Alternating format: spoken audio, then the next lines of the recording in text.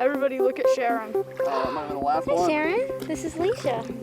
Oh, Lisa, meet Sharon. Hi, I'm your host, Max Alotl, and this is your co-host. Hi, I'm Olivia. And we are here After just releasing some newts. That was so exciting, wasn't it? And our co-host, Xavi. Minnie Mouse the Newt, about to be released by Olivia. Yes, I love Minnie Mouse. Time to go, Minnie Mouse.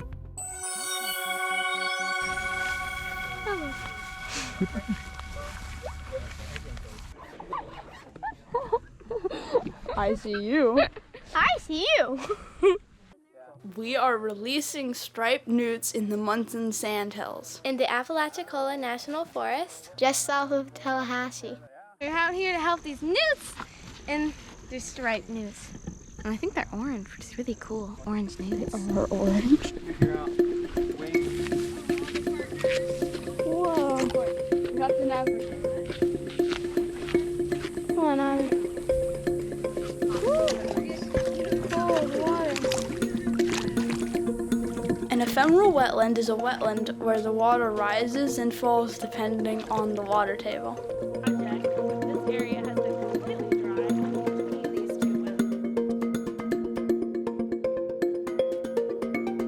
wells. How are the newts affected by the most recent drought? Well, drought certainly affects newts. There'll be less opportunities for them to breed because there's just less water. And of course, newts being amphibians, they need water to breed in.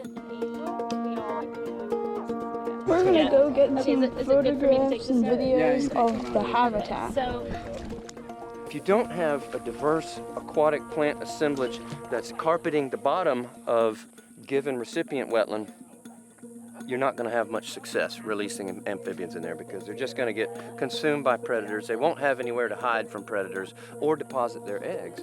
And the important thing is it's not a closed canopy here like it is out there. We got plenty of sunlight coming through to power the aquatic plant diversity here. It'll take forever to scoop it out. So they're adding water from the new pond that the newts are going to be put into so that they can get familiar with it, and then dumping out the water from the other pond that they came from. It's a nice idea.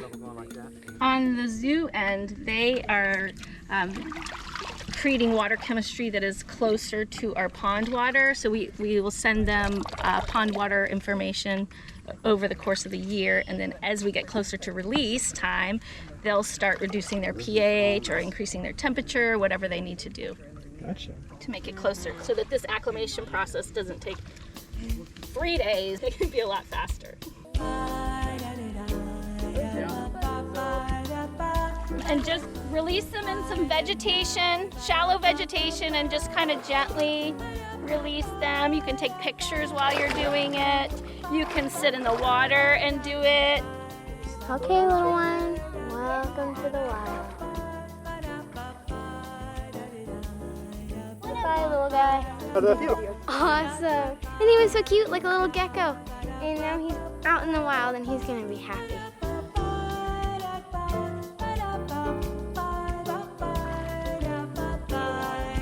They're squirmy, so they like crawl around and they try and jump out of your hand. They're really fast, and they don't weigh that much, so they're kind of hard to feel. All right, little one. I name you Sasha. I like how they swim and they go on the water and they wiggle around. It's amazing. It's like they're dancing.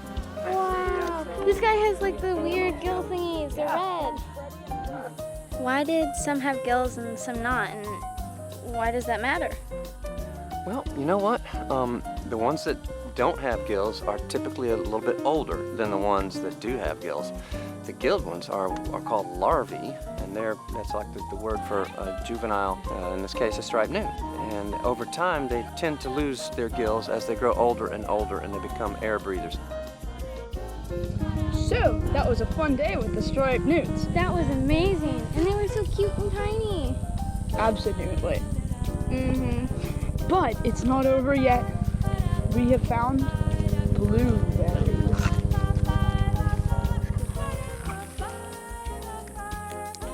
Tasty. A good one yet? Stay away from my blueberries. Olivia has a territory. So My territory. For WFSU, I'm Axolotl. I'm Olivia. And I'm Poppy. So be sure to check out the WFSU Ecology blog. Definitely not